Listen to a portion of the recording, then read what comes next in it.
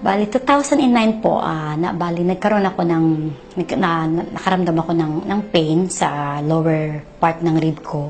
Pas binaliwala ako po. 2011 po, bali, grabe na. As in, doon na talagang kung saan-saan na kami ng hospital na nagpunta kami ng Polymedic, nagpunta kami ng Cagayan de Oro Medical.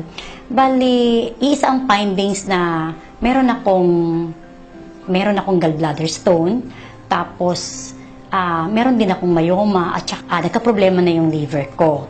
So yung husband ko at saka yung family, talaga natakot na magpa-opera ako. So kung pwedeng daanin na lang sa gamot, kung ano-anong binigay sa akin, na kahit nag-try ako ng ibang mga supplement na nakikita ko sa TV, talagang wala talaga rin nangyari. Ando doon pa rin yung pain. So, in-schedule ako ng operasyon na first week ng November 2012. Okay na, yung pera okay na, pero yung husband ko naman ang nagka-problema.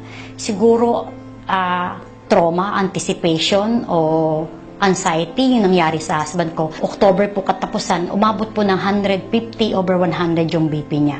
So, natakot po ako, na-alarm ako. Inisip ko na baka yung mauna pa yung husband ko sa akin.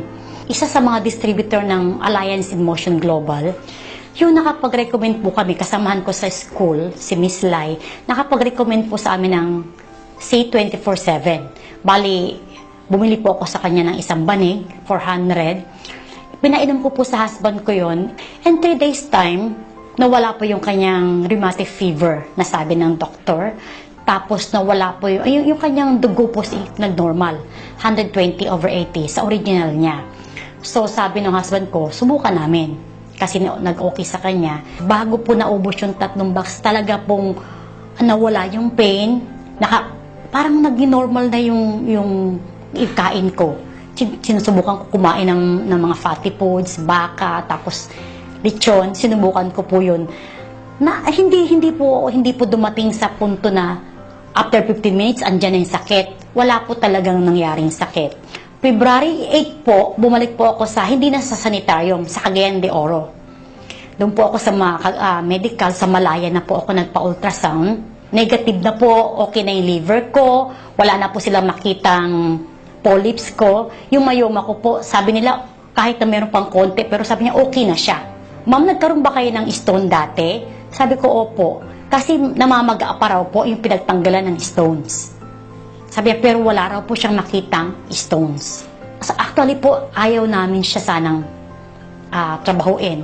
Kasi gusto namin maging user lang kami. Pero sabi ng husband ko, kung makakatulong tayo, why not? Ang dami nating kamag-anak, ang dami mga kapitbahay na may mga problema. Baka makatulong tayo, i-share natin yung product. At after nung nangyari sa akin, ang dami-dami po talaga sa Cagayan de Oro, sa Valencia, sa amin, sa Bukidnon, natulungan ng product. Kaya I believe po na ang C24/7 is manna from heaven.